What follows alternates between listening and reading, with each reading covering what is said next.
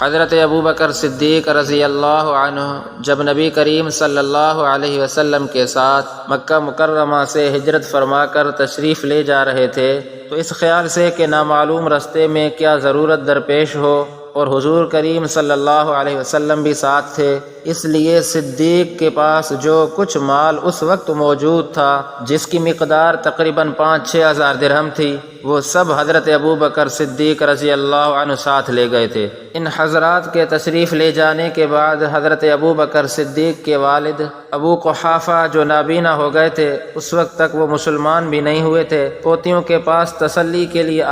آ کر افسوس سے کہنے لگے کہ میرا تو خیال ہے کہ ابو بکر نے اپنے جانے کا صدمہ بھی تم لوگوں کو پہنچایا، اور مال بھی شاید یہ سب لے گیا ہوگا، یہ دوسری مشقت بھی تم پر ڈال دی۔ حضرت اسماء جو حضرت ابو بکر صدیق رضی اللہ عنہ کی صاحبزادی، نہیں دادا جی وہ تو بہت کچھ چھوڑ گئے ہیں، یہ کہہ کر میں نے چھوٹی چھوٹی پتھریاں جمع کر کے گھر کے اس کونے میں رکھ دیے جس میں حضرت ابو بکر صدیق رضی اللہ عنہ کے درہم پڑے رہتے تھے، اور ان پر ایک کپڑا ڈال دیا، دادا کا ہاتھ اس کپڑے پر رکھ دیا، جس سے انہوں نے ہاتھ سے یہ اندازہ کیا کہ یہ درہم بھرے ہوئے ہیں۔ کہنے لگے خیر یہ تو اس نے اچھا کیا، تمہارے گزارے کی صورت اس میں ہو جائے گی۔ حضرت اسماء رضی اللہ عنہا فرماتی ہیں خدا کی قسم کچھ بھی نہیں چھوڑا تھا، مگر میں نے تو صرف دادا جی کو تسلی کے لیے یہ صورت اختیار کی تھی تاکہ ان کو صدمہ نہ ہو۔ میرے سامعین محترم، یہ ہے دین کی محبت، ورنہ دادا سے زیادہ تو ان لڑکیوں کو صدمہ ہونا چاہیے تھا، اور جتنی بھی شکایت اس وقت دادا کے سامنے یہ کرتی درست تھا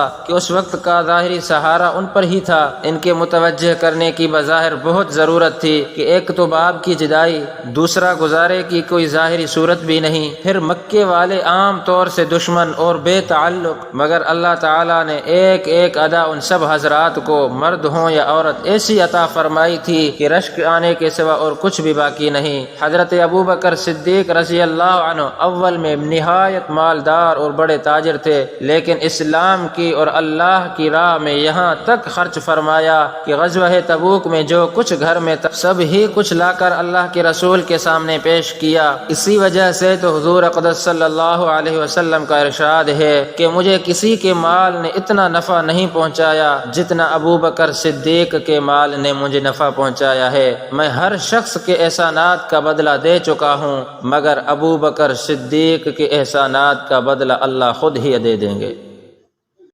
حضرت جابر بن عبداللہ رضی اللہ عنہ فرماتے ہیں کہ صلح حدیبیہ کے دن لوگوں کو بہت زیادہ پیاس لگی، اور حضور کریم صلی اللہ علیہ وسلم کے سامنے ایک پیالہ رکھا ہوا تھا۔ حضور صلی اللہ علیہ وسلم نے اس پیالے میں اپنا ہاتھ رکھا تو چشمے کی طرح حضور کی انگلیوں کے درمیان سے پانی ابلنے لگا۔ صحابی فرماتے ہیں ہم نے وہ پانی پیا بھی اور اس سے وضو بھی کیا، تو کسی نے حضرت جابر بن عبداللہ سے پوچھا کہ آپ لوگ اس وقت کتنے تھے، آپ کی تعداد کتنی تھی؟ تو حضرت جابر رضی اللہ عنہ نے فرمایا ہم تو 1500 تھے، لیکن اگر ہم 1,00,000 بھی ہوتے تو وہ پانی ہمیں کافی ہو جاتا۔